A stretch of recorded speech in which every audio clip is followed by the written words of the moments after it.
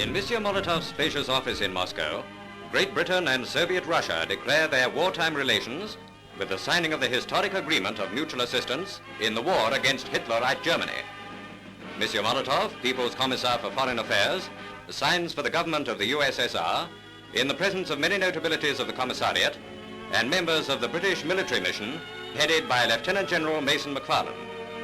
By his side is Air Vice Marshal Collier, the RAF representative. Sir Stafford Cripps, Ambassador to the USSR, signs for His Majesty's government.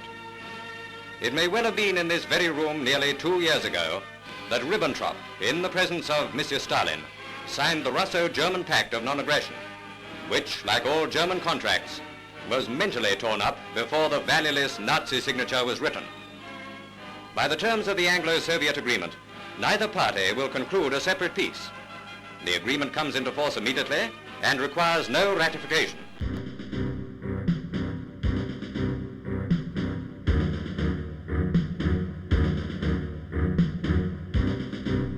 September 19, 1941. Personal message from Mr. Churchill to Monsieur Stalin. Many thanks for your message. The Harman mission has all arrived and is working all day long with Lord Beaverbrook and his colleagues. The object is to survey the whole field of resources so as to be able to work out with you a definite program of monthly deliveries by every available route and thus help to repair as far as possible the losses of your munition industries. President Roosevelt's idea is that this first plan should cover up till the end of June, but naturally we shall go on with you until victory. I hope that the conference may open in Moscow on the 25th of this month, but no publicity should be given till all are safely gathered. Routes and methods of travel will be signalled later. 2. I attach great importance to the opening of the through route from the Persian Gulf to the Caspian, not only by railway but by a great motor road, the making of which we hope to enlist American energies and organisation. Lord Beaverbrook will be able to explain the whole scheme of supply and transportation. He is on the closest terms of friendship with Mr. Harman. 3. All possible theatres in which we might effect military cooperation with you have been examined by the staffs. The two flanks, north and south, certainly present the most favourable opportunities. If we could act successfully in Norway, the attitude of Sweden would be powerfully affected. But at the moment we have neither the forces nor the shipping available for this project. Again, in the south, the great prize is Turkey. If Turkey can be gained, another powerful army will be available.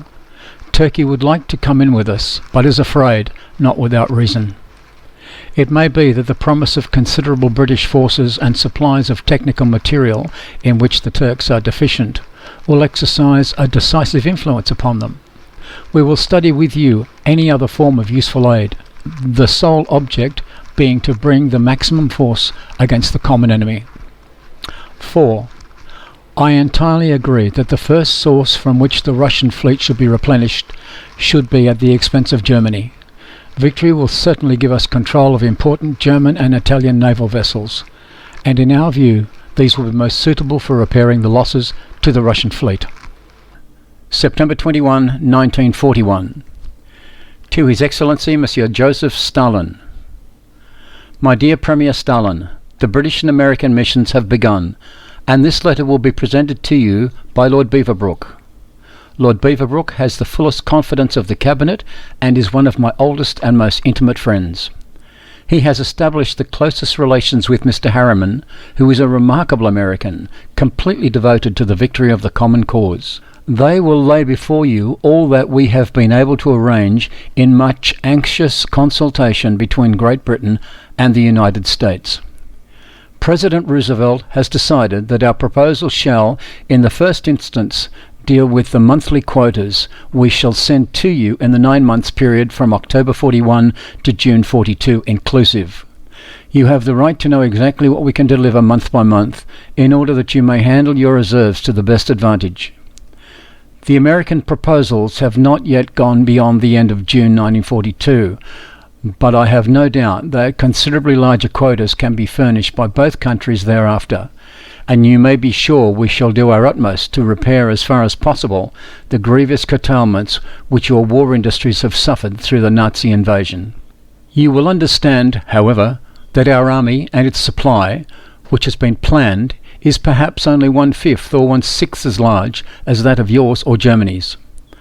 Our first duty and need is to keep open the seas, and our second duty is to obtain decisive superiority in the air.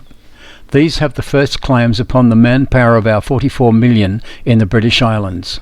We can never hope to have an army or munitions industries comparable to those of the great continental military powers. Nonetheless, we will do our utmost to aid you. General Ismay, who is my personal representative on the Chiefs of Staff Committee and is thoroughly acquainted with the whole field of our military policy, is authorised to study with your commanders any plans for practical cooperation which may suggest themselves. If we can clear our western flank in Libya of the enemy, we shall have considerable forces, both army and air, to cooperate upon the southern flank of the Russian front. It seems to me that the most speedy and effective help would come if Turkey could be induced to resist a German demand for the passage of troops, or better still, if she would enter the war on our side. There is no doubt that a long period of struggle and suffering lies before our peoples, but I have great hopes that the United States will enter the war as a belligerent, and if so, I cannot doubt that we have but to endure to conquer. I am hopeful that as the war continues, the peoples of the British Empire, the Soviet Union, the United States and China, which alone comprise 2/3 of the entire human race, may be found marching together against their persecutors, and I am sure the road they travel will lead to victory. With warmest wishes for the success of the Russian armies and of the ruin of the Nazi tyrants, believe me, yours sincerely, Winston S. Churchill. Letter 16, October 3, 1941. J.V. Stalin to W. Churchill.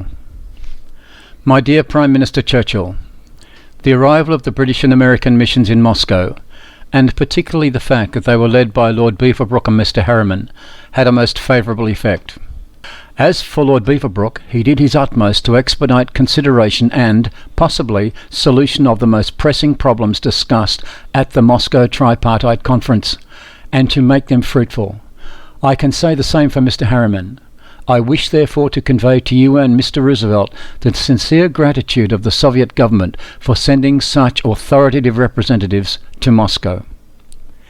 I admit that our present requirements in military supplies, arising from a number of unfavourable circumstances on our front, and the resulting evacuation of a further group of enterprises, to say nothing of the fact that a number of issues have been put off until final consideration and settlement in London and Washington, transcend the decisions agreed at the conference. Nevertheless, the Moscow conference did a great deal of important work. I hope the British and American governments will do all they can to increase the monthly quotas, and also to seize the slightest opportunity to accelerate the planned deliveries right now, since the Hitlerites will use the pre-winter months to exert the utmost pressure on the USSR. As regards the prospects of our common struggle against the bandits' lair of Hitlerites, who have entrenched themselves in Europe, I am confident that despite the difficulties, we shall secure the defeat of Hitler in the interest of our freedom-loving peoples. Yours sincerely, J. Stalin, October 3, 1941. The second Western delegation, which arrived in Moscow at the end of September, was Anglo-American. Because of Hopkins' illness, Roosevelt's envoy to Stalin this time was AAL Harman, a millionaire who went into politics under the influence of the New Deal. Unlike Hopkins' visit, which was accompanied by only 2 top officials, Harriman's included a rather large team: Admiral Stanley, 2 generals and a colonel. The British delegation was headed by Lord Beaverbrook, Minister of War Industry and a close friend of Churchill. President Roosevelt supplied AAL Harman with a personal letter to the Soviet leader. Dear Mr. Stalin, this letter will be delivered to you by my friend AAL Harman, whom I asked to be the head of our delegation to be sent to Moscow. Mr. Harman is well aware of the strategic importance of your front, and I am sure he will do everything he can to successfully complete the talks in Moscow. Harry Hopkins told me in detail about his encouraging and satisfactory meetings with you. I cannot tell you how much we all admire the valiant defensive struggle of the Soviet armies. The first day of negotiations was straightforward. The Soviet leader raised the issue of the goals of peace and even suggested to make the Germans pay for the damage. After that, Stalin literally bombarded the guests, primarily Lord Beaverbrook, with clear and specific questions about what and how, on what terms, would be supplied to the Soviet Union in the foreseeable future. All participants were deeply impressed by Stalin and admired the struggle of the Soviet people. The second day of negotiations turned out to be much more difficult because politics crowded out real decisions. The topic of mutual recognition of the pre-war status quo emerged, as well as questions of the reunification of the Baltic countries with Russia. However, Stalin had enough tact and endurance to propose to postpone the solution of such problems until after the victory.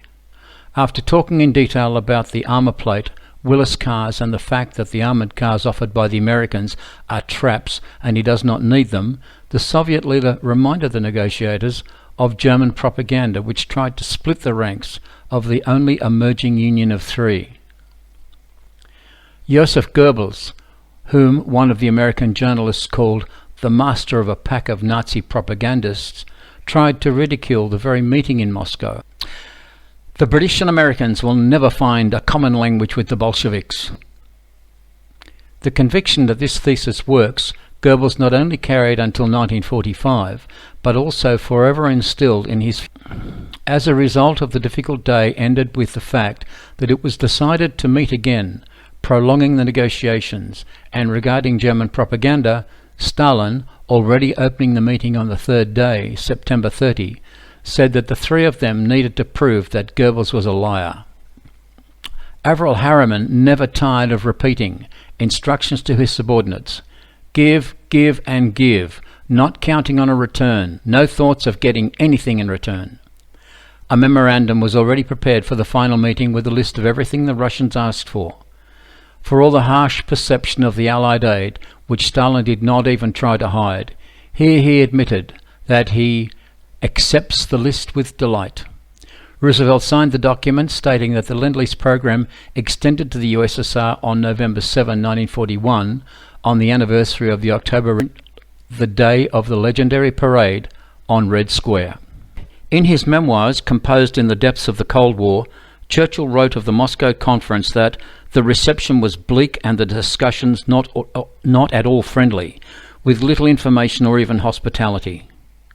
In fact, the Moscow conference became a landmark in forging the coalition against Hitler.